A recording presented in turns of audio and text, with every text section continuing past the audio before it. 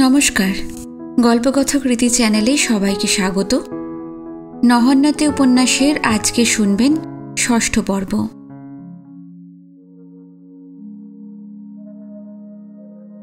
বাবার খুব blood pressure, তাই নিয়ে তোলপাড় হচ্ছে, কারণ তার চোখে রক্ত জমেছে। এটা কঠিন অসুখ, কিন্তু কঠিন অসুখ না হলেও বাবার একটু অসুখ হলেই তা কঠিন বলে মনে হয়। শুধু আমাদের নয়, সব বাড়িতেই। বাড়ির কর্তা যে পুরুষ, তিনি 15 আনা, অন্য আর সকলে একত্র হয়ে 1 আনা। অর্থাৎ তার সুখ সুবিধে, ইচ্ছা অনিচ্ছার উপরই সব কিছু নির্ভর করছে। অন্য লোকের সুখ সুবিধা, ইচ্ছা অনিচ্ছার কোনো দাম নেই। এই ভাবটা আমাদের বাড়িতে খুব বেশি, কারণ এখানে তো তিনি বাড়ির কর্তা মাত্র নয়, অধিষ্ঠাত্রী দেবতা। কাজেই তার অসুখ হওয়া মানে বাড়ির সকলের অসুখ হওয়া, অর্থাৎ আর কারোর অন্য চিন্তা নেই। মার তো নেই। মা রাতের পর রাত জাগতে পারেন হাসি মুখে। এই অতন্ত্র সেবা অবশ্য বাবা গ্রহণ করেন প্রাপ্য হিসাবে। এটা সব বাড়ির কর্তাদেরই মনোভাব। স্ত্রীর দিকে এই সেবার মূল্য তার দানের আনন্দে, তৃপ্তিতে, হয়তোবা পুণ্যে। স্বামীর দিক থেকে কৃতজ্ঞতার কোনো প্রয়োজনও নেই, সে কথা কেউ মনেও করে না। অসুখ না হলেও বাড়িতে যেটা শ্রেষ্ঠ খাদ্য, সেটা কর্তার জন্য। তার নিদ্রার সময় সমস্ত বাড়ির নীরবতা, কিন্তু অন্যের নিদ্রার সময় তিনি চিৎকার করতে পারেন, সেটা কেউ অন্যায় মনে করে না। বাড়ির কর্তাদের এমনও দেখেছি, ট্রেনে কোথাও যাবার সময় ফার্স্ট ক্লাসে গেলেন, বুড়ো মা ছেলে মেয়েদের ইন্টারে তুলে দিলেন। খুব ভালো লোকেরাও এরকম করতেন। এতে কেউ তাদের নিন্দা করত না বা তাদের আত্মগ্লানি হতো না। বাড়ির কর্তা, অর্থাৎ যার রোজগারে বাড়ির অন্য সকলে প্রতিপালিত, তার অপ্রতিহত অধিকার অন্যের সুখ দুঃখ, ইচ্ছা অনিচ্ছাকে দলিত পিষ্ট করে সকলকে নিজের মতো চালনা করবার। এতে একটা বৃহৎ পরিবারের শৃঙ্খলা রক্ষা করবার হয়তো সুবিধা হতো। কিন্তু ওই কর্তা ব্যক্তিটি একান্ত স্বার্থপর ও দাম্ভিক হয়ে উঠবার সুযোগ পান। তার নিজের ধারণা জন্মায় যে এই বাড়িতে তিনি একজন ঈশ্বর, অথচ তিনি তো ঈশ্বর নন। ওই বাড়ির দুস্থতম তুচ্ছতম আত্মীয়টির মতোই তিনিও একজন ভুল ভ্রান্তিযুক্ত, সুখ দুঃখ কাতর সাধারণ মানুষ। একটি দেশের পক্ষে রাজা যেমন সে দেশের ভাগ্য নিয়ন্তা, সংসারের কর্তাও তাই। তারপর কর্তাটি যদি বিশেষ অনেক গুণের অধিকারী হন, তবে তো কথাই নেই।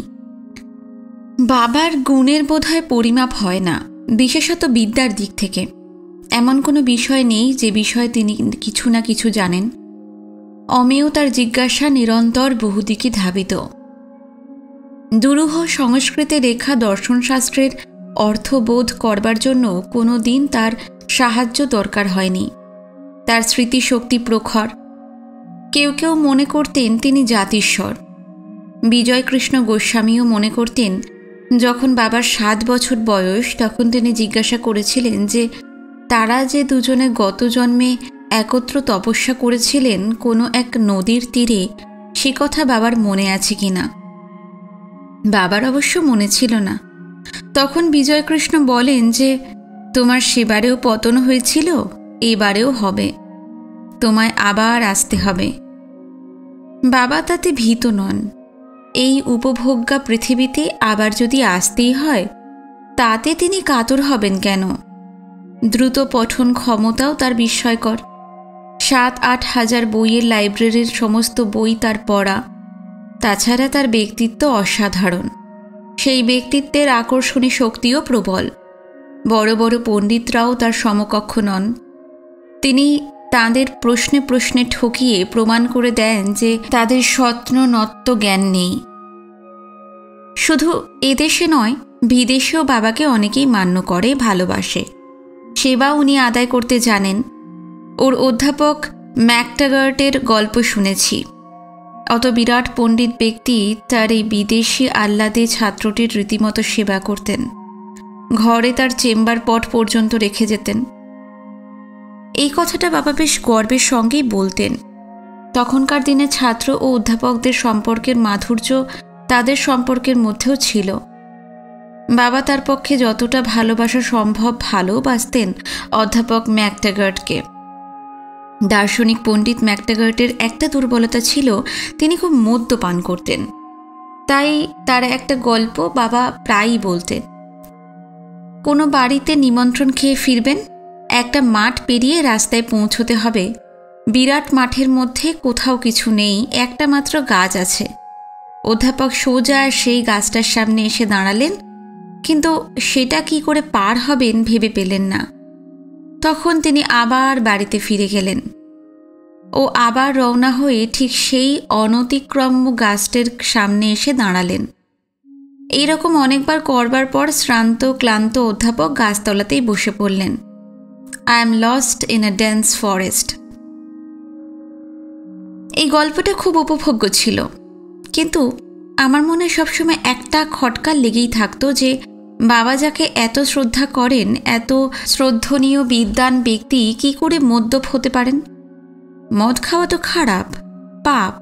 তাহলে আমরা কখনো এই কথা ভাবতে শিখিনি যে একজন মানুষের চরিত্রে দোষ গুণ পাশাপাশি বাস করলেও সে শ্রদ্ধনীয় থাকতে পারে। সমাজের বিবিধ তিরস্কারে অভিভূত আমাদের দৃষ্টি মানুষের দুর্বলতা ও ত্রুটি বিচ্যুতিগুলিকে যথাযথ পার্সপেক্টিভে দেখতে জানত না। যেমন আমার বাবার যে কোনো ত্রুটি থাকতে পারে তা আমরা কখনো চিন্তাও করতে পারতাম না। তিনি সম্পূর্ণ দোষশূন্য দেবতাতুল্য, এই রকম একটা ধারণা গড়ে তুলবার মূল হচ্ছেন মা। এর বিপদ কতখানি তা মা বুঝতেন না। শুধু আমার মা নন, এই রকমই তখন রেওয়াজ ছিল। তারা মনে করতেন পিতামাতার গুরুজনের কোনো বিচার করবার চেষ্টাই ক্ষতিকর।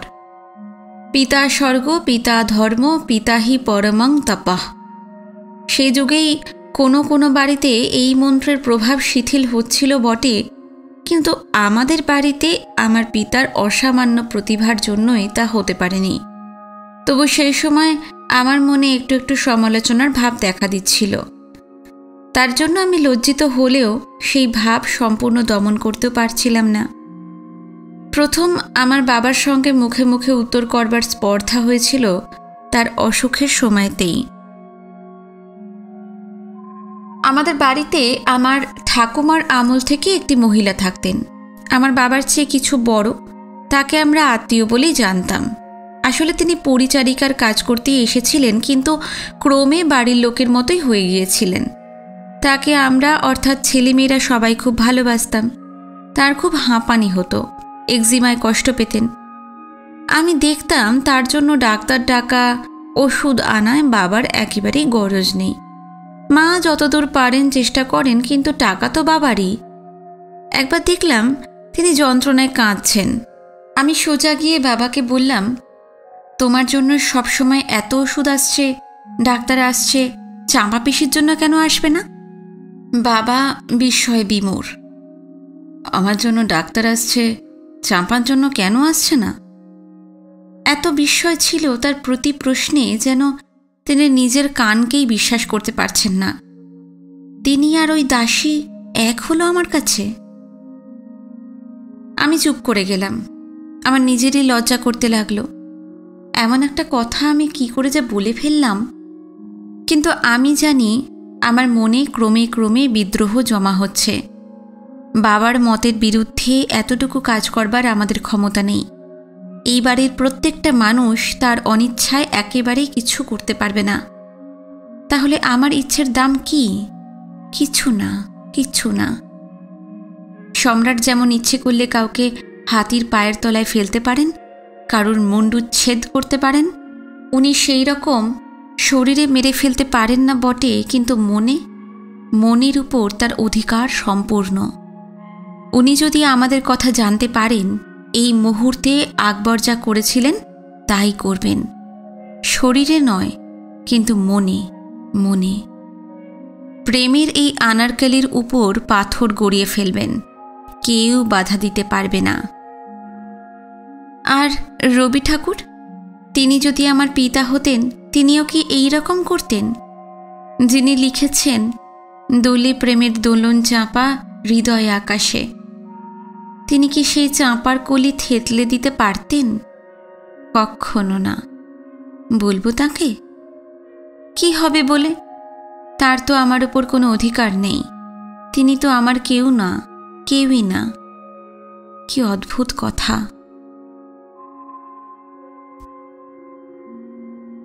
একদিন ও আমাকে জিজ্ঞাসা করল, তুমি কোণারকের মূর্তি দেখেছ? আমি কোণারক যাইনি। কেন? আমি আগে ভাবতো মানুষ ওই রকম দেখতে হতে পারে না। আমি ভাবছি মনে মনে, ও কোণারক যেতে পারে কারণ সেটা পুরো মন্দির। পুণ্যলোভীর নাই হলো ভিড় শূন্য তোমার অঙ্গনে, কিন্তু পুরীর মন্দিরে বা ভুবনেশ্বরের মন্দিরে ওকে ঢুকতে দেবে না। ও ম্লেচ্ছ। ওরা রবীন্দ্রনাথকেও পুরীর মন্দিরে ঢুকতে দেয়নি। কি দুর্ভাগা এই দেশ। তাই তো এমন একটা কবিতা লিখেছিলেন যা অভিশাপের মতো শোনায়। আমরা নিচের বারান্দায় দাঁড়িয়ে আছি, আমি রেলিংয়ে ঠেস দিয়ে দেওয়ালে হেলান দিয়ে। পিছনে গুচ্ছ গুচ্ছ ফুলে ভরা মাধবীলতাটা দুলছে, মাঝে মাঝে আমার মাথায় গালে ছুঁয়ে যাচ্ছে। ও আমার সামনে একটু দূরে দাঁড়িয়ে আমার দিকে চেয়ে আছে। হঠাৎ আস্তে আস্তে বললে, তোমাকে দেখতে মন্দিরের গায়ের মূর্তির মতো। এই প্রথম ও আমার চেহারার সম্বন্ধে একটা প্রশংসার কথা বলল। তা এটা প্রশংসা কিনা তাই জানি না। মূর্তির মতো দেখতে হওয়া ভালো কি খারাপ কে জানে। আমি আরও অনেক মিষ্টি মিষ্টি রূপ বর্ণনা শুনতে চাই, কিন্তু অন্য লোকেরা যা এত বলে তাও বলে না। ওদের দেশে বোধহয় রূপ বর্ণনা করতেই জানে না আমাদের মতো। কিছুদিন থেকে আমার বই ছাপা হচ্ছে, কবিতার বই। বাবা অনেক আশা করে বইয়ের নাম দিয়েছে ভাসিতা। বইটা প্রেসে যাবার আগে বেশিরভাগ মিলু কপি করেছে। মিলুর বানান সম্বন্ধে ধারণা বেশ নতুন রকম। এ কি, যদিতে দয়ে দীর্ঘইকার দিচ্ছিস কেন? কি হয়েছে তাতে? নদীর পাশে তো ভালোই দেখাচ্ছে। সত্যনত তো কথাই নেই। আমারও যে বানান নির্ভুল তা নয়। বিশেষ ভুল বানানের সম্মুখীন হলে আমি দ্বিধাগ্রস্ত হয়ে যাই। রামানন্দ চট্টোপাধ্যায় দেশ বিস্তৃত সম্পাদক বলতেন, একমাত্র রবীন্দ্রনাথ ঠাকুর ছাড়া তিনি আরও কোনো কবিকে দেখেননি যার বানান সম্পূর্ণ নির্ভুল। প্রুফ দেখতে শিখে আমি রীতিমতো বড় হয়ে গেছি। গম্ভীরভাবে প্রুফ সংশোধন করতে করতে নিজেকে বেশ উন্নত মনে হয়। কিন্তু বানানের জন্য আমি ডিকশনারি দেখি না। আমি চয়নিকা, বলাকা বা মহুয়া থেকে বানানটা দেখে নিই। অর্থাৎ কোন শব্দটা কোন কবিতায় কোন পাতায় রয়েছে এটা বের করে নেওয়া আমার পক্ষে সহজ এবং আনন্দজনক। সেই সময় যদি রবীন্দ্রনাথের কবিতার উপর কনকর্ডেন্স করতে দেওয়া হতো, আমি বোধহয় পারতাম। বাবা ঠিক করেছেন আমার জন্মদিনের দিন ভাসিতা উদ্ভাসিত হবে। সেই দিনের জন্মোৎসবে বাংলাদেশের সমস্ত কবি, সাহিত্যিক, শিল্পীদের নিমন্ত্রণ করবেন, একটা বিরাট আয়োজন করবেন। এই যেন বিলেতে যেমন মেয়ে বড় হলে তাকে রাজসভায় পরিচয় করিয়ে দেওয়া হয়, তেমনই নূতন করে বিদ্বৎ সমাজে পরিচয় করিয়ে দেবেন। এই যে একটা আয়োজন চলেছে আমাকে কেন্দ্র করে, বাবা মা দুজনেই তাদের প্রথমা কন্যাকে নিয়ে মেতে আছেন। এতে অন্যরা অনেকটাই আড়ালে পড়ে গেছে। অবশ্য ভাই দুটি তো ছোট, কিন্তু সাবি সে তো ছোট নয়। সে অনাদৃত বোধ করছে এবং ঠোঁট ফোলাচ্ছে। তার শরীরও খারাপ হয়েছে, মনও। এই মনের অসুখটা আরও বেড়ে গেল যেদিন তাকে ফেলে আমরা উদয়শঙ্করের নাচ দেখতে গেলাম। বেশ কিছুদিন আগে অ্যানা পাভলোভা এসেছিলেন কলকাতায়। মা আর বাবা তার নাচ দেখতে গিয়েছিলেন। পাভলোভার নৃত্য নিয়ে কলকাতার এলিটরা মুখর হয়ে উঠেছিল। মা জীবনে সেই প্রথম এরকম নাচ দেখলেন। আমাকে নিয়ে যাওয়া হয়নি, কারণ আমি তখনও যথেষ্ট বড় নই। এ সম্বন্ধে মা যখন অন্যদের সঙ্গে আলোচনা করেন তখন আমি শুনেছি। নৃত্য সম্বন্ধে মা বিশেষজ্ঞা নন মোটেই, কিন্তু তার শিল্পরুচি ও সৌন্দর্যবোধ বাবার চেয়ে অনেক বেশি। তাই মরালের নৃত্যটি তাকে অভিভূত করেছিল। বেশ অনেক দিন পর্যন্ত একটা আবেশ তার মনে লেগেছিল, কিন্তু তা সত্ত্বেও দ্বিধাও কম ছিল না। প্যাভলোভা তো মরালি নৃত্য করার সময় আপাদলম্বিত গাউন পরেছিলেন না, তার পরনে কাপড় চোপড় মার চোখে ছিল না বললেই হয়। তার উরু অনাবৃত ছিল, ঘাগরাও ঘুরছিল নিম্নাঙ্গের অনেকখানি অনাবৃত করে। মার মতে এটা শিল্পের প্রয়োজনে মেনে নিলেও সমাজের পক্ষে তো ক্ষতিকর বটেই। নিউ এম্পায়ার থেকে বেরিয়ে আসবার সময় দূরে তার বোনপো তাকে দেখে সুরুত করে পালিয়ে গেল। বোনপুর বয়স কিছু কম নয়, এমএ পড়ে, কিন্তু তাকে ওখানে দেখে মা খুব চিন্তিত। দেবুও এই নাচ দেখল, আর দেবুও কম চিন্তিত নয় যে মাসি তাকে এমন একটা নিষিদ্ধ জায়গায় দেখে ফেলেছেন। যা হোক, 1930 সালে উদয়শঙ্কর কলকাতায় এলেন নিউ এম্পায়ারে নাচ দেখাতে। প্যাভলোভার শিষ্য ভারতীয় নৃত্য দেখাবেন। এদেশের চোখ তখন নাচ দেখতে অভ্যস্ত নয়। কখনো কখনো বিশেষ সমাজে দু একজন বিশেষ ব্যক্তি 2-4টে ব্যালে দেখে থাকবেন। স্বদেশী নাচ দেখা যায় শুধুমাত্র মন্দিরে। আমরা পুরীতে ও ভুবনেশ্বরের মন্দিরে দেবদাসীর নাচ দেখেছি, সেই নাচ অসংস্কৃত। আর বাইজিরা কোথায় নাচে সে আমরা সভ্য সমাজের লোকেরা জানিই না। আমাদের ধারণা দুশ্চরিত্র জমিদারেরা বাগান বাড়িতে তাদের কোনো রহস্য লোক থেকে নাচাতে নিয়ে আসে। কোনো বিদগ্ধ ব্যক্তি সেই নাচ দেখবার জন্য ব্যগ্র নয়। আর নাচে উপজাতিরা, সাঁওতাল, মুন্ডা, গোন্ড, এরা নানা উৎসবে নাচে। আমি খোঁপায় জবা ফুল গোঁজা সাঁওতাল মেয়েদের নাচতে দেখেছি। লোকনৃত্যের মধ্যে মণিপুরী, গরবা ইত্যাদি সেই দেশের পালা পার্বণে হয়ে থাকে। বৃহত্তর শিক্ষিত মধ্যবিত্ত হিন্দু সমাজে কোনো রকম নাচের কথা আগে তো শুনিনি, এক ব্রতচারী ছাড়া। আর শুনেছি ঠান্দিরা বাসর ঘরে বরকে উত্ত্যক্ত করার জন্য নাচে। ভদ্রলোকের ছেলে কিংবা মেয়ে স্টেজে নাচবে, এ তো কল্পনাতীত ব্যাপার। 1926 কিংবা 1928 সালে রবীন্দ্রনাথ শিলং গিয়েছিলেন। সেখানে মণিপুরী লোকনৃত্য দেখে রবীন্দ্রনাথই প্রথম রঙ্গমঞ্চে দর্শকদের সামনে ভদ্র ঘরের ছেলে মেয়েদের নৃত্য প্রবর্তন করলেন। দর্শকেরা টিকিট কেটে সেই নাচ দেখতে গেল। বাঙালির ঘরের মেয়ে সহস্র লোকের চোখের সামনে অঙ্গ সঞ্চালন করবে, এই কথা চিন্তা করে অনেকেরই রাত্রের নিদ্রা চলে গিয়েছিল। এই একরকম বিদ্রোহ ঘোষণা, হয়তো রাজনৈতিক বিপ্লবের চেয়েও কঠিনতর। রবীন্দ্রনাথকে তাই সাবধানে চলতেও হয়েছিল। প্রথম যে নাটকে এই নৃত্য যোজনা হলো সে নটির পূজা। কথা ও কাহিনীর শ্রীমতী কবিতাটিকেই ওই নাটকে রূপান্তরিত করা হয়েছে। নটির পূজা অর্থাৎ নৃত্যটাও নৃত্যশিল্পীর পক্ষে পূজাই, এই বিশেষ ব্যঞ্জনার দ্বারা নটির কলঙ্কমোচন করা হয়েছিল খুব সূক্ষ্মভাবে। যে গানটির সঙ্গে নৃত্য করলে শ্রীমতী নামে সেই দাসী, সে হচ্ছে আমায় ক্ষম হেম ক্ষম, নর্তকী ভগবান বুদ্ধকে বলছে তোমার বন্দনা মোর ভঙ্গিতে আজ সঙ্গীতে বিরাজে, কিংবা আমার সব চেতনা সব বেদনা রচিল এ যে কি আরাধনা। সেই আরাধনার ভাবমূর্তি দেখে নিন্দুকেরা কিছুটা স্তম্ভিত হয়ে গিয়েছিল। আমি নটির পূজা দেখিনি, কারণ নাচ দেখবার তখন আমার বয়স হয়নি। সেই একই কারণে উদয়শঙ্করের নাচ দেখতে সাবিকেও নিয়ে যাওয়া হলো না। দিদি গেল বলেই ও দুঃখ পেল, কারণ ওরও তখন বড় হওয়ার আকাঙ্ক্ষা হচ্ছে, ও যৌবনে প্রবেশ করছে। বাবা কলেজ থেকে ফোন করে জানালেন একটাও সিট খালি নেই, খালি বক্স আছে, বক্সের দাম অনেক বেশি, তাই মির্জাও কিছুটা দেবে। আমরা 4 জন যাব। মা সেদিন রূপার পাতের চুমকি বসানো ইজিপশিয়ান চাদর পরেছিলেন, মাকে রানীর মতো দেখাচ্ছিল। মির্জা ধুতি পাঞ্জাবি পরেছিল। কলকাতার সমগ্র বিদগ্ধ সমাজ সেদিন সেখানে উপস্থিত ছিল। কলকাতার এই বিদগ্ধ সমাজের মধ্যে উচ্চমন্যতা রোগে ভোগেন ব্রাহ্ম সমাজভুক্ত বিরাট এক গোষ্ঠী।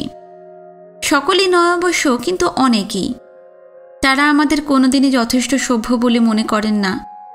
আমরা কপুরুষই বা কলকাতার এই উচ্চ সমাজে মিশছি। তাছাড়া আমরা তো হিন্দু। খুব পরিচিত হলেও তারা সবসময় আমাদের চিনতে পারেন না। এই শ্রেণীভুক্ত বেশ কয়েকজন বিশিষ্ট এলিট সেদিন তাদের স্বাভাবিক তাচ্ছিল্যভাব তো কাটিয়ে ফেললেনই, দলে দলে আমাদের বক্সের নিচে এসে দাঁড়িয়ে ডেকে ডেকে গল্প করতে লাগলেন।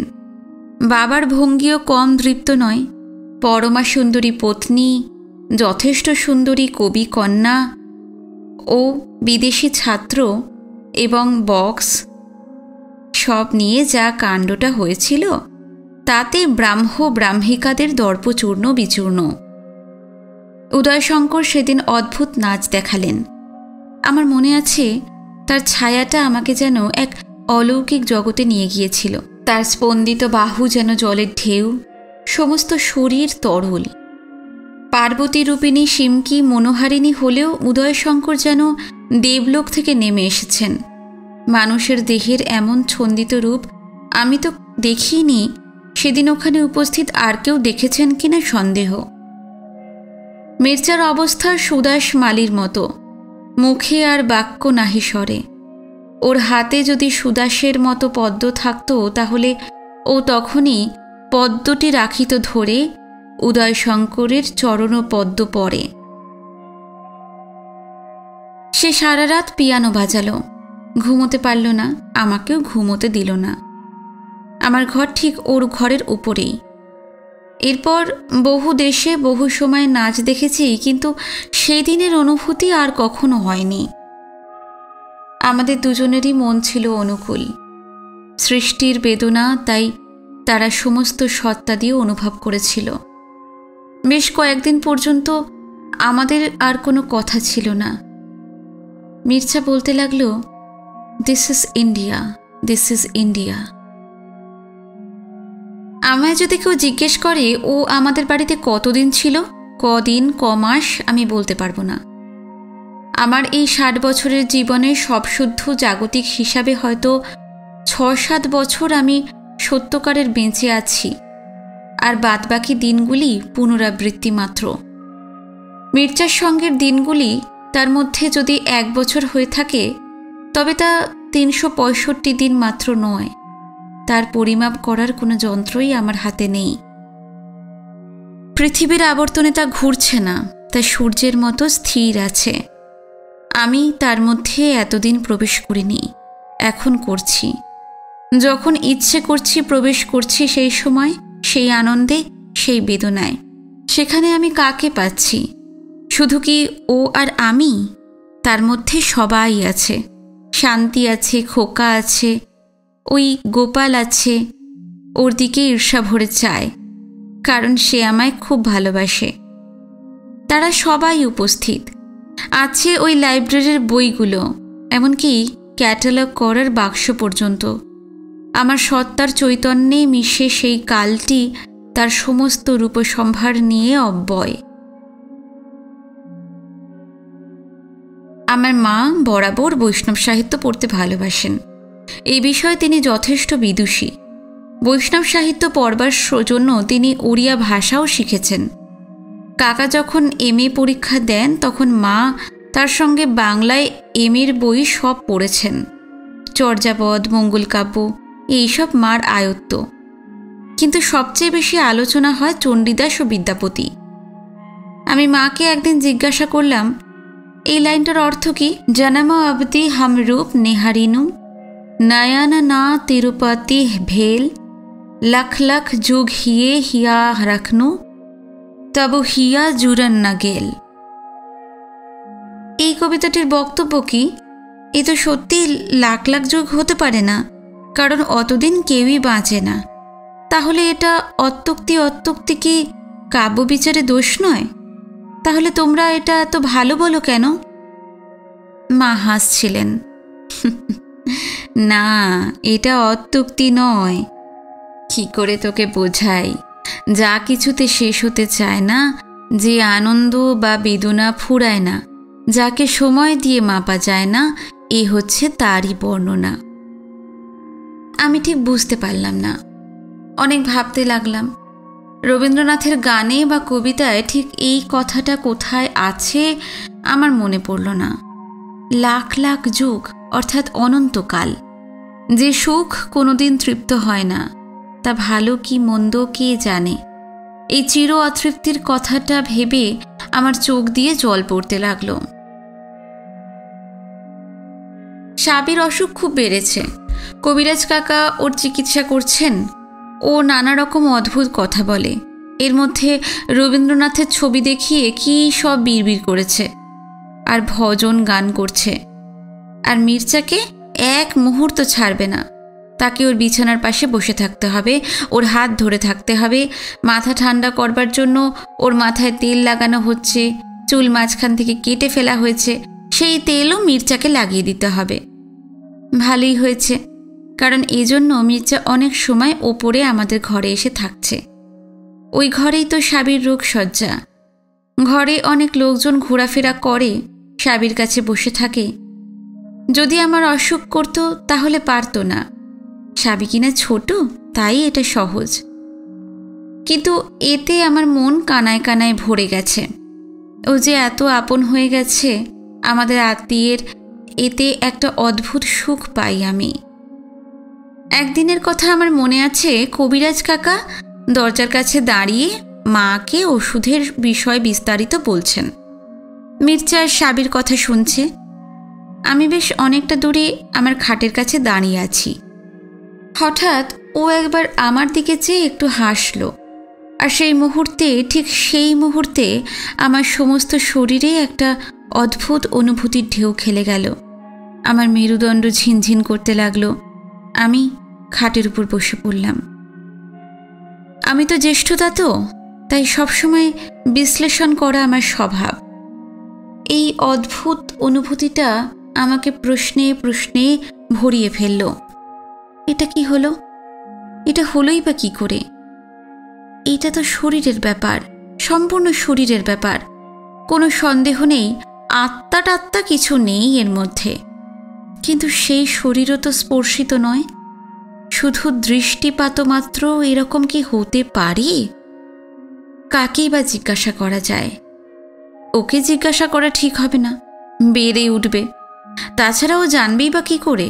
ও তো ডাক্তার নয়। শরীরের ব্যাপার ডাক্তার কবিরাজরাই জানতে পারে। তবে তাদের তো আর জিজ্ঞাসা করা যায় না। ধরো যদি কবিরাজ কাকাকে জিজ্ঞাসা করি, কাকা মির্জাকে দেখলে এইরকম লাগে কেন মাঝে মাঝে, তাহলে কি হয়? তাহলে আর একটা খাটে শুয়ে মাথায় মধ্যম নারায়ণ তেল দেওয়া হয়, নয়তো সোজা বহরমপুর পাগলের ফাটক।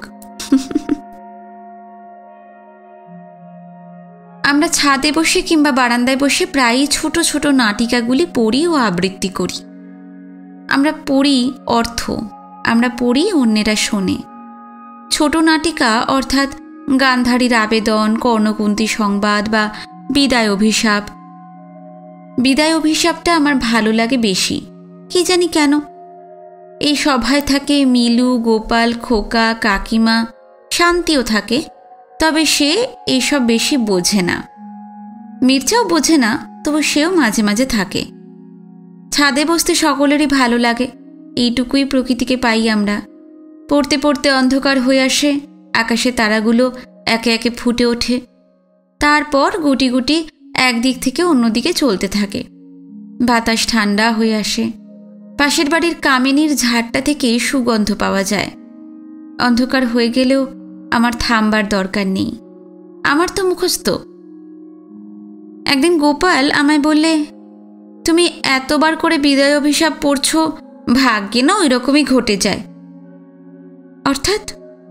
আমি ভ্রুকুটি করলাম। যা হয় অর্থ বুঝে নাও। তোমার ভারী আর্চপর্দা হয়েছে তো, যা খুশি আমায় বলতে শুরু করেছ। গোপাল বলল, রাগ করলে আমি নাচার। আমি তোমায় সাবধান করছিলাম রু। এই উপমাটা আমি আরও দু একবার আত্মীয় স্বজনের মুখে আভাসে শুনেছি। আমার রাগ হয়েছে, ভয় হয়নি। ভয় হবে কেন? ওটা তো কাব্য, এটা তো জীবন। দুটো দুই জগতের ব্যাপার। মির্জা কখনো কচের মতো করবে না। দেবযানীকে কচ স্বর্গে নিয়েই বা গেল না কেন? নিতে ঠিকই পারত, শুধু তাতে গল্প হতো না। মির্জা আমায় বললে, তোমাদের দেশে নতুন বিবাহিতাদের জীবন কেমন আমার খুব জানতে ইচ্ছে করে। বুঝতে পারলাম না। এই যেমন তোমার কাকা ও তার পত্নী, তাদের মধ্যে কোনো উচ্ছ্বাস দেখতে পাই না তো। তাদের উচ্ছ্বাস তোমাকে দেখাতে যাবে কেন? আমাদের দেশে তো দেখা যায়। তাছাড়া আমি তো তোমার কাকিমার মুখের দিকে তাকিয়ে তাকিয়ে দেখি। সে কি, কাকিমার মুখের দিকে তুমি তাকিয়ে দেখো কেন? তোমার দেখবার দরকার কি? খুব বিশ্রী কথা তো। না না, সে কথা নয়। ওদের নতুন বিয়ে হয়েছে, কিন্তু মুখে তো কোনো দাগ দেখতে পাই না। আমি তো অবাক। বিয়ে হওয়া তো আর জল বসন্ত হওয়া নয়, মুখে দাগ হবে কেন?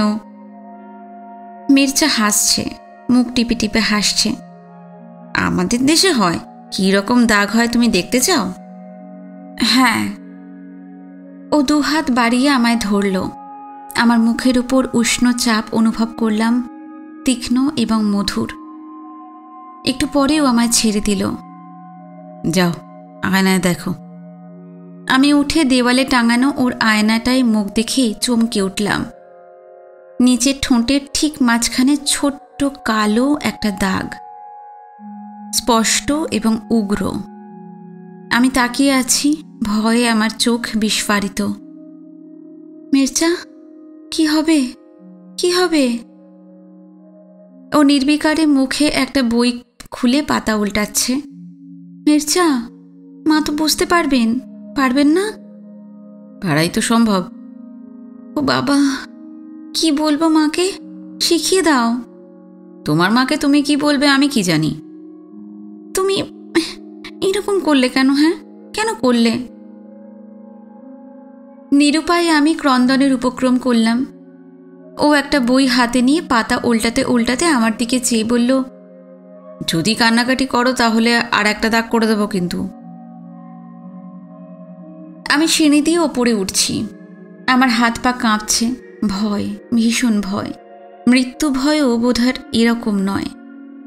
জানি না মৃত্যু ভয় কী রকম, কিন্তু সেই মুহূর্তে যদি ঈশ্বর আবির্ভূত হয়ে বলতেন, তুমি এক্ষুনি মরে যেতে চাও, না দোতলায় তোমার মার সামনে যেতে চাও, তাহলে আমি প্রথমটাই সহস্র গুণ শ্রেয় মনে করতাম। কিন্তু তা হলো না। ঈশ্বর কোথায় ছিলেন জানি না, তিনি ভয়ার্ত বালিকার ডাক শুনতে পেলেন না। কিছুক্ষণ পরই মার সামনে পড়লাম। মা তো আমাকে দেখে চমকে উঠলেন। তারপর আমার দিকে স্থির তাকিয়ে জিজ্ঞাসা করলেন, রু, তোমার ঠোঁটের উপর ওই বিশ্রী দাগটা কি করে হলো? কোথায় দাগ? গলা অত্যন্ত সহজ এবং নিরুত্তাপ। আয়নায় দেখো। বুঝেছি, দরজায় ধাক্কা লেগেছে। কোন দরজায়? হয়তো লাইব্রেরির দরজায়। অতটা ব্যথা পেলেই আর জানো না কোথায় ধাক্কা লাগলো? রু, সত্যি কথা বলো। না না, ব্যথা তো লাগেনি। ও মনে পড়েছে, আমি নিজেই দাঁতে চেপে ফেলেছি। তাই বলো, দরজার ধাক্কায় কখনো ওরকম হয়? যাও, একটু ক্রিম লাগিয়ে ওটা ঢেকে রাখো।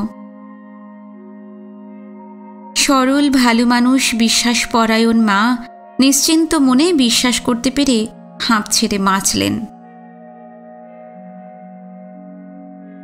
আমার জন্মদিন এগিয়ে আসছে। উৎসবের আয়োজনে বাড়ি মুখর। উৎসব হবে প্রাচীন ভারতে যেভাবে জন্মতিথি পালন হতো সেই নিয়ম অনুসারে। সমস্ত সাহিত্যিকরা আসবেন।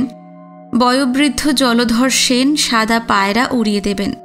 পায়রা উড়বে, বদ্ধজীব মুক্ত হবে। উৎসবের আয়োজন চলছে। এদিকে সাবির অসুখ বাড়ছে। আবোল তাবোল কথা বলে। ওর অশান্ত মনের পক্ষে সেগুলো হয়তো আবোল তাবোল নয়, কিন্তু সে কথা মেলাচ্ছে কে? অভিভাবকরা নিজেদের খুশি মতো কাজ করেন। ছেলে মেয়েদের মনের খবরও যে রাখতে হবে সেই দিকে তাদের খেয়ালই নেই। তারা মনে করেন যেমনটি হওয়া উচিত, অর্থাৎ যা হলে সব নিরুপদ্রব হয়, তেমনটি আপনিই হয়ে যাবে। সাবি এত অসুস্থ, তা সত্ত্বেও উৎসবের আয়োজন পুরো দমে চলছে। ওর প্রতি অবহেলা হচ্ছে নিশ্চয়ই, তাই ও অধীর। কিন্তু অধৈর্য ও আপত্তি আর কি করে প্রকাশ করে বেচারা? এই রোগের মূল জীবাণু একটি ছোট্ট তীক্ষ্ণমুখ বিষাক্ত আশঙ্কা। দিদিকে সবাই ভালোবাসে, আমাকে কেউ বাসে না। আত্মীয় স্বজনের মধ্যেও মৃদু গুঞ্জন, নরেনবাবু মেয়েকে নিয়ে বড় বাড়াবাড়ি শুরু করেছেন, এতে ওর মাথা ঘুরে যাবে। আমার বন্ধুরাও আশঙ্কিত যে আমি তাদের থেকে যেন পৃথক হয়ে যাচ্ছি। এমনকি মির্চাও, যে ধরেই নিয়েছে আমার মা বাবা ওর সঙ্গে আমার বিয়ে দেবার জন্য উৎসুক এবং সময় মতো ওরাই ওকে বলবে। সেও আমাকে সেদিন হঠাৎ বললে, যদি তোমার সঙ্গে আমার বিয়ে নাও হয়, আমি তোমায় 3 বার দেখতে চাই। একবার তুমি মা হবার পর, একবার তুমি যখন খুব বৃদ্ধা, আর একবার তোমার মৃত্যুশয্যায়। খুবই রাগ হয়েছে আমার এই কথা শুনে। আমি জানি এটা কবিত্ব করে বলা, আমিও তো অনেক কবিত্ব করে কথা বলি, শব্দার্থেই যার অর্থ নেই। কিন্তু এর মর্মার্থই বা কি? বুদ্ধদেব যেরকম জরা মৃত্যু দেখেছিলেন, উনিও সেই রকম দেখবেন। মজা মন্দ নয়। জন্মদিনের দিন বাংলাদেশের সমস্ত খ্যাতনামা সাহিত্যিকরা এসেছিলেন, শুধু রবীন্দ্রনাথ আসেননি। কেন আসেননি তা আমার মনে নেই, সম্ভবত এখানে ছিলেন না। কিন্তু তিনি আমাদের বাড়িতে যে কখনো আসেনি তা নয়, বেশ কয়েকবার এসেছেন। এই বাড়িতেই এসেছিলেন কিছুদিন আগে, হঠাৎ একটা দুপুরবেলায় খবর না দিয়ে। আমি তখন উঠোনে সিঁড়িতে বসে উচ্চস্বরে কবিতা আবৃত্তি করছি। দুঃখের বিষয়, সেটা রবীন্দ্রনাথের কবিতা নয়। সম্ভবত অচিন্ত সেনগুপ্তের অমাবস্যা বলে একটি কবিতার বই বেরিয়েছিল, তাই থেকেই বলছি। এমন সময় একজন লোক গলির দিকের আধখানা দোলানো দরজা ফাঁক করে বললে, রবিবাবু এসেছেন। তখন তাকে সবাই রবিবাবু বলতো, যদিও আমি এই বইতে তাকে সেই নামে উল্লেখ করিনি। আমি কিয়ৎক্ষণ তার কথাটাই বুঝতে পারিনি। এত অপ্রত্যাশিত এই ঘটনা। তারপর সামলে নিয়ে দরজা খুলে দেখি মির্চার ঘরের সামনের গলির মাঝখানে দাঁড়িয়ে আছেন নিরঞ্জন আনন্দমূর্তি, সোজা দীর্ঘ দেহ, চশমা থেকে কালো ফিতে ঝুলছে। ওই চশমার নাম প্যাশনে, কানের উপর ডাঁটি নেই, কোঁচানো ধুতি মাটিতে ছুঁয়ে আছে। এই যেন স্বর্গ থেকে সহসা কোনো দেবতা আমাদের এই বাড়ির মাঝখানে আবির্ভূত হয়েছেন। আমার অবস্থা দেখে তিনি হেসে বললেন, বিশু ডাকাতের মতো খবর দিয়ে আসা উচিত ছিল নাকি? আমি ভাবছি ভাগ্যিস আমরা সব বাড়ি আছি। সিঁড়ি দিয়ে উঠতে উঠতে উনি বললেন, এসেছিলাম রামানন্দ বাবুর বাড়িতে। উনি বললেন তোমরা কাছেই থাকো, তাই ভাবলুম তোমায় একবার দেখে যাই। তারই লোক পথ দেখিয়ে এনেছে। রামানন্দবাবু কাছেই থাকতেন, টাউনসেন্ড রোডে। রোজ সকালবেলা তিনি প্রাতঃভ্রমণে বেরিয়ে লাঠি হাতে ধীরে ধীরে হেঁটে আমাদের বাড়ি আসতেন। আমাদের বাড়িতে সকালের চায়ের টেবিলে কিছুক্ষণের জন্য তার উপস্থিতি একেবারে নিত্যনৈমিত্তিক ঘটনা। তিনি অবশ্য চা খেতেন না, খেতেন 1 গ্লাস দুধ। যতদূর মনে পড়ে ওই রকম সময়েই একটা ঘটনা নিয়ে তিনি খুব উত্তেজিত ছিলেন। একজন বিখ্যাত পণ্ডিত তার নিজের বইয়ের মধ্যে তার ছাত্রের গবেষণার বিষয়টি, অর্থাৎ ওই ছাত্রের রচনা ঢুকিয়ে দিয়েছিলেন। এই কথা নিয়ে তখন দেশ জুড়ে তোলপাড় চলছিল। রামানন্দবাবু দুর্বল পক্ষে সহায় হয়েছিলেন। তার মতে বেচারা ছাত্রটির হয়ে বলবার কেউ নেই। বাবার সঙ্গে এই বিষয়ে তার আলোচনা হতো। টাউনসেন্ড রোড রামানন্দবাবুর বাড়িতে সেদিন দুপুরে কবি এসেছিলেন, শেষের কবিতার পাণ্ডুলিপি নিয়ে। প্রবাসী পত্রিকায় রবীন্দ্রনাথের সব রচনা চিরকাল প্রকাশিত হয় শুধু নয়, ওই পত্রিকা তাকে ধারণ করে আছে সব রকমে। রামানন্দ চট্টোপাধ্যায় যেন বিরাট পক্ষ বিস্তার করে তাকে রক্ষা করছেন। পক্ষী মাতা যেমন করে তার শাবককে রক্ষা করে। উপমাটা অদ্ভুত শোনাচ্ছে। রামানন্দ কি করে রবীন্দ্রনাথকে রক্ষা করবেন? তিনি কি এর চেয়েও বড়? তা নয়, তবে রক্ষা করবার শক্তিই তার আছে। তার হাতে ভারতের শ্রেষ্ঠ পত্রিকা, যে পত্রিকা শুধু সাহিত্যের জন্য নয়, নির্ভীক সাংবাদিকতা, সততা সব কিছু নিয়ে বিশেষ সম্মানযোগ্য এবং প্রচারও যার সর্বাধিক। ওর চেয়ে বহু গুণে প্রচার সংখ্যা বেশি এমন তো কত পত্রিকা আজকাল আছে, কিন্তু অত শ্রদ্ধার সঙ্গে কোনো পত্রিকার নাম আজ কেউ করবে না। তখনকার দিনে আরও যে 2টি বড় পত্রিকা ছিল, বসুমতী ও ভারতবর্ষ, এ দুটোর কোনোটাতেই আমার যতদূর মনে পড়ে রবীন্দ্রনাথের একটি লেখাও প্রকাশিত হয়নি, কারণ রবীন্দ্র কাব্যের মেজাজের সঙ্গে এর বিরোধ ছিল। রবীন্দ্রনাথের বিরোধী পত্রিকার সংখ্যাও কম নয়, হয়তো তারাই সংখ্যাগুরু। নিন্দামুখর এই দেশের ঈর্ষাজর্জর ছোট বড় প্রত্যেকটি লোকের সঙ্গে অবিশ্রান্তভাবে লড়াই করেছেন রামানন্দ। তার তীক্ষ্ণ নিপুণ পরিহাস উজ্জ্বল বিবিধ প্রসঙ্গে রবীন্দ্রনাথের সমস্ত কাজের সমর্থন ও বিপক্ষের প্রতি যুক্তিশানিত বিদ্রূপ বাণ নিক্ষিপ্ত হয়েছে। যদি কেউ বলেন এর কি প্রয়োজন ছিল কোনো, তা ছিল। রামানন্দের সহায়তা না পেলে নিন্দার কুশাঙ্কুরে রবীন্দ্রনাথের কোমল মন ছিন্ন ভিন্ন হয়ে যেত। আমি রামানন্দের সঙ্গে এক বিশেষ আত্মিক যোগ অনুভব করতাম। উনিও কবিকে আমারই মতন ভালোবাসেন, অতএব রামানন্দেরও নিশ্চয়ই কখনো কখনো ঈর্ষা করবারও অধিকার ছিল। কাজেই যখন বিচিত্রা পত্রিকা আধুনিক সজ্জায় অলঙ্কৃত হয়ে রবীন্দ্রনাথের দুটি বৃহৎ রচনা ঋতুরঙ্গ ও তিন পুরুষে সমৃদ্ধ হয়ে প্রকাশ পেতে লাগল, তখন তিনি যে একটু ক্ষুণ্ণ হবেন এ আর আশ্চর্য কি। তাই সেদিন রবীন্দ্রনাথ নিজের হাতে শেষের কবিতার পাণ্ডুলিপি নিয়ে এসেছিলেন প্রবাসী সম্পাদকের মান ভাঙাতে। ফলে আমারই লাভ হয়ে গেল। এই রকম অপ্রত্যাশিত আবির্ভাবের চেয়ে আর কি সুখকর ঘটনা ঘটতে পারে? আমার জন্মদিনের উৎসবে ওই বিচিত্রা পত্রিকার সম্পাদক উপেন গঙ্গোপাধ্যায়ও এসেছিলেন।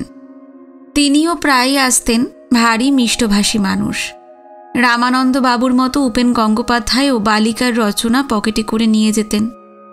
আমাদের সেই সময় সাহিত্যের ক্ষেত্রে এত ভিড় ঠেলাঠেলি ছিল না। সম্পাদকের পছন্দ হলেই লেখা প্রকাশিত হতো এবং পছন্দটা নির্ভর করত লেখার উপরে, লেখকের ঠিকুজি গোষ্ঠীর উপরে নয়। সেদিন জন্মোৎসবে যারা যারা এসেছিলেন সকলের কথা লিখতে গেলে এ মহাভারত হয়ে যাবে। শ্রদ্ধেয়া কামিনী রায়ের তখন কবিখ্যাতি দেশ জোড়া। তাছাড়া আরও একটা কারণে আমরা মেয়েরা তার প্রতি সমবেদনা অনুভব করতাম। আমরা শুনতাম জগদীশচন্দ্র বসুকে তিনি ভালোবাসতেন, জগদীশচন্দ্রও বাসতেন। এদের বিবাহ ঠিক ছিল, হলো না। শুনেছি এই বিরহের ফলশ্রুতি আলো ছায়া কবিতার বই। আর চিরকুমার পিসি রায় চিরকুমার রইলেন, যাকে ভালোবেসে তিনিও এই কামিনী রায়। বিরাট পুরুষদের শ্রদ্ধা ও প্রীতি পাবার যোগ্য ছিলেন রমণীয়া কামিনী রায়। সেদিন আমাদের বাড়িতে কামিনী রায়কে একজন নবীনা মহিলা কবি হঠাৎ বলে বসলেন যে তারা পুরনো হয়ে গেছেন, এখনকার যুগে তাদের লেখা গ্রহণযোগ্য নয়। কামিনী রায় অন্তরের জ্যোতিতে জ্যোতিষ্মতী ও অপমানে একটুও বিচলিত হলেন না, স্নিগ্ধ মুখে চুপ করে রইলেন। আমার মার খুব খারাপ লেগেছিল এই দাম্ভিকতা। মা বললেন, কামিনী রায় পুরনো হয়ে গেছেন, ইনি যেন আর কোনোদিন পুরনো হবেন না। পুরনো হলে কি দাম কমে গেল নাকি? রবিবাবু যা বলেন, নতুন গোঁফ গজালে যেমন বারবার আয়নায় মুখ দেখে, এরা তেমনই সর্বক্ষণ অদৃশ্য গোঁফে তাঁ দিচ্ছে। এই পুরনো হয়ে যাওয়া কথাটা আমারও কোনোদিন ভালো লাগে না। কি পুরনো হয়, মানুষ না তার ভাব? সত্তার যে অংশ অমর, সেইখানেই তো সাহিত্যের জন্ম। কাজেই একদিন যা ভালো ছিল যদি সত্যিই ভালো হয়ে থাকে, অন্য দিনে কি তা নষ্ট হয়? আর বিচারই বা কে করে? বিচারকও তো কোনো অপরিবর্তনীয় মানদণ্ড হাতে করে বসে নেই। শরৎচন্দ্রকে সেই প্রথম আমি দেখলাম, প্রথম ও শেষ, কারণ তাকে আর আমি দেখিনি। যদিও তার প্রায় সমস্ত রচনাই আমি তখন সাগ্রহে গিলে ফেলেছি। বিপ্রদাস আমাকে তার প্রতি বিমুখ করেছে। বিচিত্রাতে বিপ্রদাস বেরুচ্ছে। আমি সেই অল্প বয়সেই ভেবেছি যিনি পল্লী সমাজ লিখেছেন তিনি বিপ্রদাস লিখছেন কেন? বিপ্রদাস যে খাওয়া ছোঁয়া নিয়ে হিন্দু সংস্কার মানছেন, লেখক তো তার সমর্থন করছেন। বিপ্রদাস যদিও যোগাযোগের বিপ্রদাসের মতো করেই কথা বলে, তবু তার কথাগুলি নিরর্থক। যদি তা গোড়ার অনুরূপ হয়ও, তবু গোড়ার লেখক গোড়াকে দিয়ে গোঁড়ামির সমর্থনে যত কথাই বলুন, তিনি নিজে তো তা সমর্থন করেন না। গোড়াকে সাহেব বানিয়ে তিনি সমস্ত হিন্দুয়ানি ও গোঁড়ামির মূলোচ্ছেদ করেছেন। আর শরৎচন্দ্রের বিপ্রদাস এর হাতে খাবো না, ও ছুঁয়ে দিলে হবে না ইত্যাদি করে কোন সত্যে উত্তীর্ণ হচ্ছেন। কিন্তু তাকে এ কথা জিজ্ঞাসা করবার সাহস আমার সেদিন হয়নি। কবি প্রিয়ংবদা দেবী তার ছোট ছোট মাপের কবিতার বইগুলি সব আমায় দিয়েছিলেন। তাকে তো খুব কাছ থেকে দেখেছি। অমন স্নেহপ্রবণ মধুরসভাব বিদুষী আজকাল তো দেখি না। কেউ হয়তো জানে না তার সঙ্গে রবীন্দ্রনাথের বিবাহের প্রস্তাব হয়েছিল রবীন্দ্রনাথের পত্নী বিয়োগের পর। মহর্ষি দেবও ইচ্ছা করেছিলেন, কিন্তু রবীন্দ্রনাথ করেননি। শুনেছি প্রসিদ্ধ জাপানি শিল্পী ওকাকুরা তাকে ভালোবেসেছিলেন, একটি ছবিও এঁকেছিলেন। এইসব কথা আভাসে শুনতাম, মধুর সুখস্পর্শ কাহিনী। এরা কেউ এদের জীবন লিখে গেলেন না, আমরা ভালো করে কিছু জানতেই পারলাম না। কোনো কোনো মানুষের জীবনই তো দ্বীপ, যা অন্যের পথে আলো ফেলে, পৃথিবীকে চিনতে শেখায়। প্রিয়ংবদা দেবীর কথা মনে পড়লে একসঙ্গে অনেকগুলি নারী মূর্তি মনে আসে। এরা সকলেই বিদগ্ধা ও বহু গুণ সম্পন্না এবং প্রত্যেকেরই নানা বৈশিষ্ট্য। সরলা দেবী, হিরণময়ী দেবী, প্রিয়ংবদা দেবী, ইন্দিরা দেবী সমস্ত নাম উল্লেখযোগ্য। সভা সমিতিতে এদের পাশাপাশি দেখতে আমাদের চোখ অভ্যস্ত ছিল। সকলেরই ব্রাহ্মিকা করে শাড়ি পরা, হাতে জাপানি পাখা আভিজাত্যের প্রতিমূর্তি। সরলা দেবী শুনেছি খুব কড়া মেজাজের মানুষ ছিলেন, কিন্তু তার কাছে আমি যে স্নেহ পেয়েছি তাতে আমার সে কথা সমর্থন করতে ইচ্ছে হয় না। বস্তুত ঠাকুরবাড়ি সম্পর্কিত প্রত্যেককেই আমার খুব ভালো লাগত, কাজেই আমার তাদের সম্বন্ধে মতামত পক্ষপাত দোষে দুষ্ট। অনুরূপা দেবীকে খুব কাছ থেকে আমি দেখিনি, তিনি এই সমাজের মানুষ নন। কান্তিচন্দ্র ঘোষের গোঁফ ছিল, কিন্তু তিনি তা দিচ্ছিলেন না। যদিও ওমর খৈয়ামের রুবায়েতের অনুবাদ করে তখন তিনি বিশেষ খ্যাতি লাভ করেছেন, তিনি সুন্দর আবৃত্তি করতেন। এখনকার সঙ্গে একটা তুলনা আমার মনে আসে। এখন যারা ইন্টেলেকচুয়াল বলে খ্যাত, তাদের ঔন্নাসিকতা মনে হয় অনেক বেশি। অল্প বয়সী ছেলেরাও কেউ অমুক কাগজে লিখছে, কেউ অমুক প্রাইজ পেয়েছে, ব্যাস তাদের সামনে এই বয়সও ভয়ে আমরা মাথা তুলতে পারি না। ব্যতিক্রম যে নেই তা নয়, তবে তারা ব্যতিক্রমী। আমি তো আজ রীতিমতো হীনমন্যতা রোগে ভুগি, কারণ পুরনো হয়ে গেছি। কিন্তু সেদিন এইসব প্রসিদ্ধ সাহিত্যিকরা, যারা জ্ঞানে গুণে বয়সে আমার চেয়ে অনেক বড়, তাদের ব্যবহারে এতটুকু অবজ্ঞা দেখতে পাইনি। আমার বাবা যে এইটুকু একটা মেয়েকে নিয়ে বাড়াবাড়ি শুরু করেছেন, তাতেও কেউ তাচ্ছিল্যের ভাব দেখাচ্ছেন না। তারা খুব খুশি, তুষ্ট ও তৃপ্ত। তারা আমার দিকে হাত বাড়িয়ে দিলেন, যেন সহযাত্রীকে গাড়িতে তুলে নিলেন। 1930 সালের 1 সেপ্টেম্বর আমি হঠাৎ কামিনী রায়, প্রিয়ংবদা দেবী, কান্তিচন্দ্র ঘোষ, জলধর সেন প্রভৃতির কন্টেম্পোরারি হয়ে গেলাম। উদয়শঙ্করকে নিয়ে তো আমরা মনে মনে মেতেই ছিলাম। বাবা তাকেও নিয়ে এলেন। তার সঙ্গে একটু একলা কথা বলবার ইচ্ছায় দোতলার বারান্দায় আলাদা করে চা দিলাম। বাড়ি তখন লোকারণ্য। আমি গল্প করবার চেষ্টা করছি, মির্জা কোঁচাটি সামলিয়ে সেখানে এলো। ও তো আমার চেয়েও ভক্ত, তা ও কথা বলুক না। আমি কি বারণ করেছি? ইচ্ছে করলে ওর নিচের ঘরেও নিয়ে যেতে পারে। একলা কথা যদি বলতে চায় আমার কোনো আপত্তি নেই। তা নয়, এক পাক ঘুরে বিমর্ষ মুখে চলে গেল। সত্যি বলতে কি, কাছ থেকে তাকে দেখে আমি একটু নিরাশ হলাম। কারণ কথা বলা তো আর তার শিল্পের মাধ্যম নয়। যে মানুষটিকে স্টেজের উপরে কখনো পর্বতচূড়া, কখনো সমুদ্রের ঢেউ মনে হয়েছিল, সে হঠাৎ মানুষ হয়ে গেল। আমরা আগে সকলেই একসঙ্গে গাড়ি করে বেড়াতে যেতাম দূরে দূরে। বাবার চোখের অসুখের পর বাবা আর যেতে পারেন না, তাই আমরা, অর্থাৎ আমি, সাবি, ছোট দুটি ভাই শান্তি, মির্জা, আমরা লেকে বেড়াতে যেতাম। তখন ঢাকুরিয়া লেক সবে কাটা হয়েছে বা হচ্ছে। বড় লেকটার সাজানো গোছানো শেষ হয়েছে। ওপাশের ছোট লেকটা কাটা হচ্ছে। তখন সেখানে এত জনসমাগম হতো না। কলকাতাতে লোকের 1/4 ছিল কিনা সন্দেহ। সাদার্ন এভিনিউ দিয়ে হয়তো ঘন্টায় 2-3 খানার বেশি গাড়ি চলত না। বেড়াতে যাওয়ার সময় মির্জা রোজই ধুতি পাঞ্জাবি ও চটি পরে নিত। ও যেন বাড়িরই একজন। বাড়ির অল্প বয়সীরা মোটামুটি সকলেই আমাদের ব্যাপারটা জানতো, কিন্তু কেউ কিছু বলতো না। শান্তিপ তো বরং বেশ সুযোগ করে দিত বাচ্চাদের নিয়ে এদিক ওদিক ঘুরতে চলে গিয়ে। জন্মদিনের উৎসব আয়োজনের মধ্যে ও একটু দূরে চলে গিয়েছিল। আবার আমাদের আগের মতো ভাব হয়ে গেল। ক্রমেই এমন অবস্থা হচ্ছে যে আমরা একজন আর একজনকে ছেড়ে একটুও থাকতে পারি না, অথচ থাকতে হয়। তাই সর্বদা দুঃখ এবং সুখ পাশাপাশি মেশামেশি করে মনকে ব্যাকুল করে রাখে।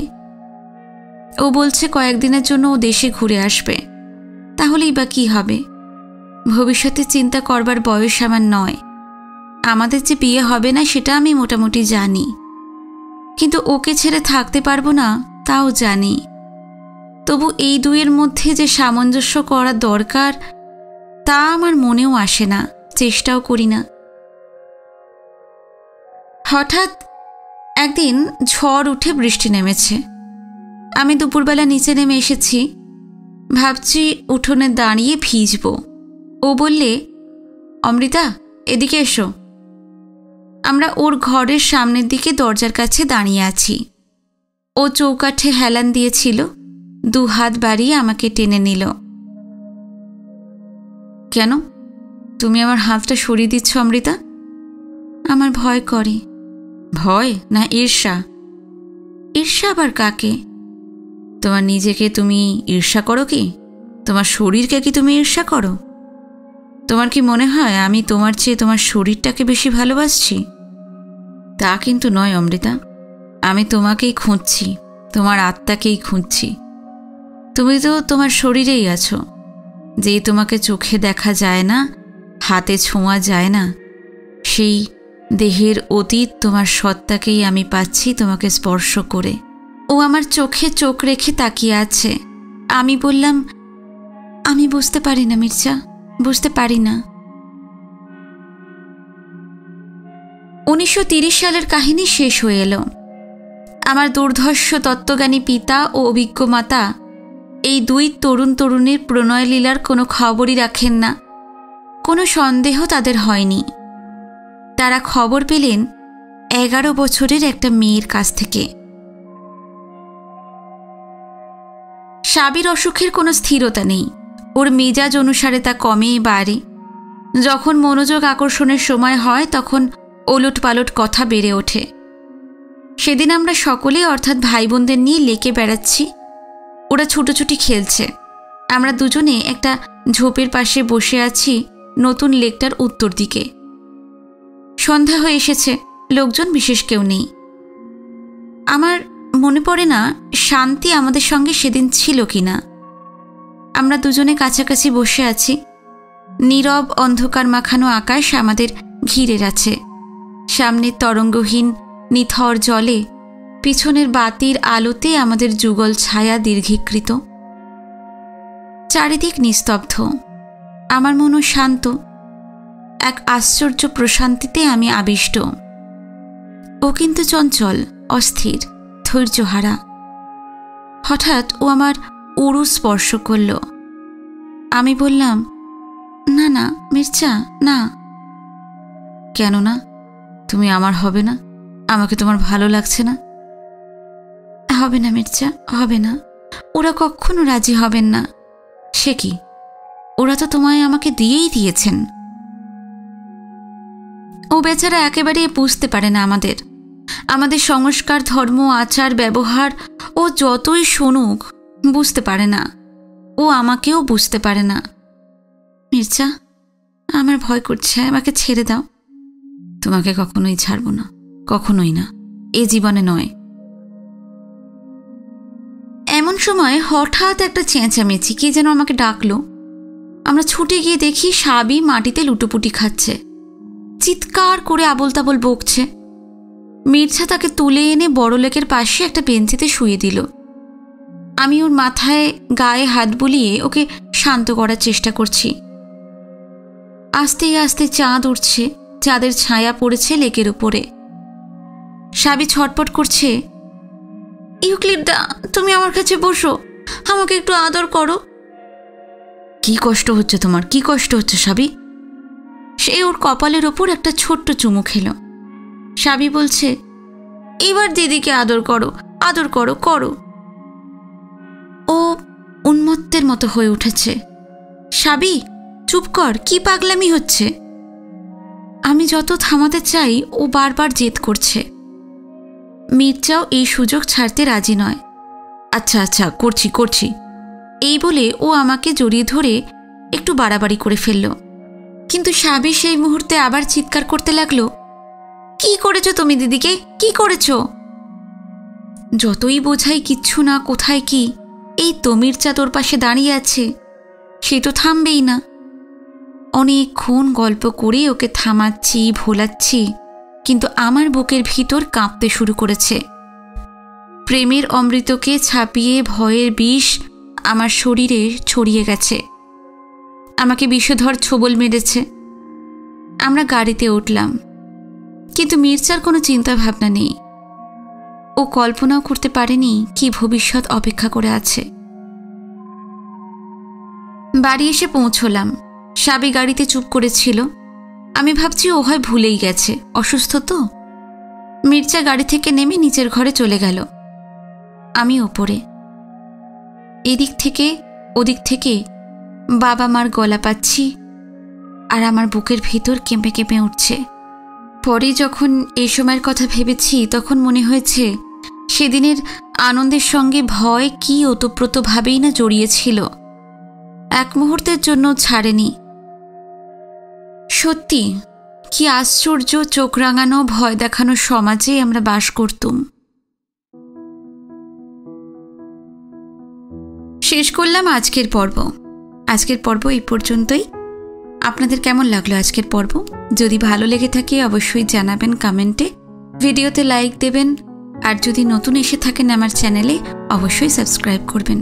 নমস্কার, সবাই ভালো থাকবেন।